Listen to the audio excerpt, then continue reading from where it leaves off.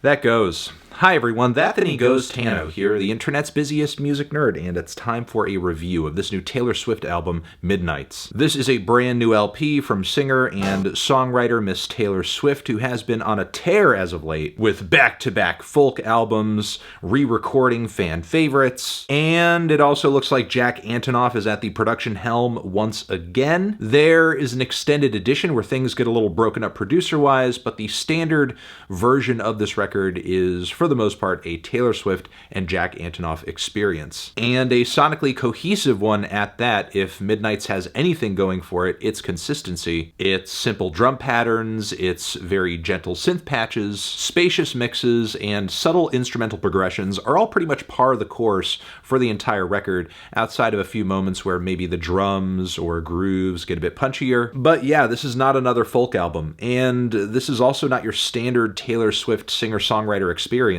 Midnights is a straight-up pop record through and through, but it also might just be Taylor's worst since Reputation. Reputation, for the most part, seemed to be plagued by delusions of grandeur, bitterness, as well as maybe a little audacity. Midnights, by comparison, has way less fire in its belly, less bite, less passion, less memorable moments to be had. The sleepy opener Lavender Haze with its very flaccid chorus drops, I would say, is a pretty accurate tone setter for the general vibe of the record. The following Maroon is somehow even more lifeless, with some of the most washed out production on the entire LP. But when we hit spots that leave a mark, they don't always do so for the right reasons, like the lyrical potholes and catchy highlights such as Antihero, which is a glistening and euphoric new wave jam whose kind of basic rhyme schemes eventually lead to Taylor unironically singing, "Sometimes I feel like everybody is a sexy baby." I guess I could kind of see what she's going for if I squint my eyes when I look at it, but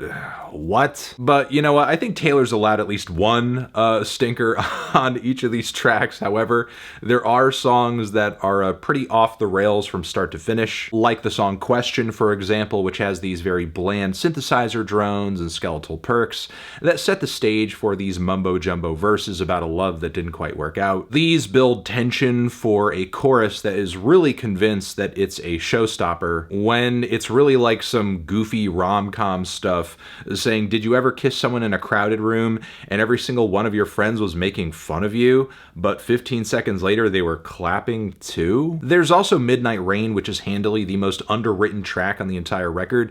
Not a whole lot of versatility to it, and the way that it ends leads me to believe that Jack and Taylor just didn't really know how to finish the thing. We also have Vigilante shit, where Taylor once again seems to be digging into that Reputation era bad girl attitude, which did not really work all that well last time, and it's not working out all that well this time. Lately, I've been dressing for revenge over these really boring and stale 808s and snares that feel almost demo quality. I feel like I'm listening to Lorde crossed with a Laurie Anderson song or something. And speaking of derivative, the entire first leg of You're On Your Own Kid kind of sounds like Taylor Swift singing on an XX song, with just how dry and plain the guitars are and how simple the drums are. Granted, it does pick up in the second half, but not without feeling like yet another moment where Taylor and Jack have not really forged all that distinctive a sound for this project. Things in the track list pick up on the song Bejeweled, which does not have my favorite lyrics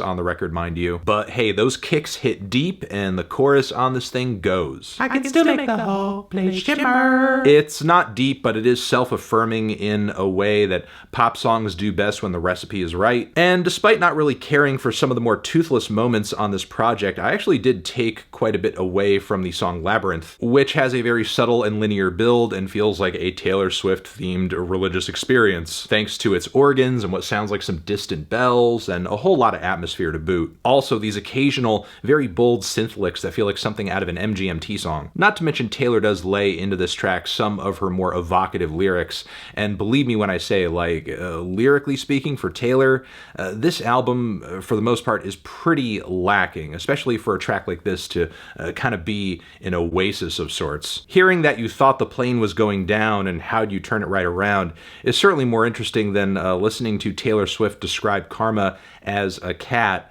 that really loves her sitting in her lap, or as like, I don't know, a boyfriend, which I think is kind of silly, as much as I do agree that Taylor does seem to be enjoying some karmic spoils right now, post all the Kim Ye stuff, post all the Scooter stuff. Snow on the Beach is a very wintry and beautiful ballad featuring a little bit of Lana Del Rey vocals in the background that I thought was kind of mild when I first heard it, but it has grown on me with more listens. There's a small electric piano ballad toward the end that I think is beautiful and compelling. The closer, I think, is okay, but how do you really kind of, wrap such a mild and very forgettable album up with a grand finish? You really don't. Truth be told, especially given how great the production, songwriting, and layered rustic instrumentation was on Taylor's past couple of records, I'm pretty disappointed in this one. Seems like a drop in pretty much everything, in storytelling, in production quality, in detail, in vocal performances, because Taylor, while she does have some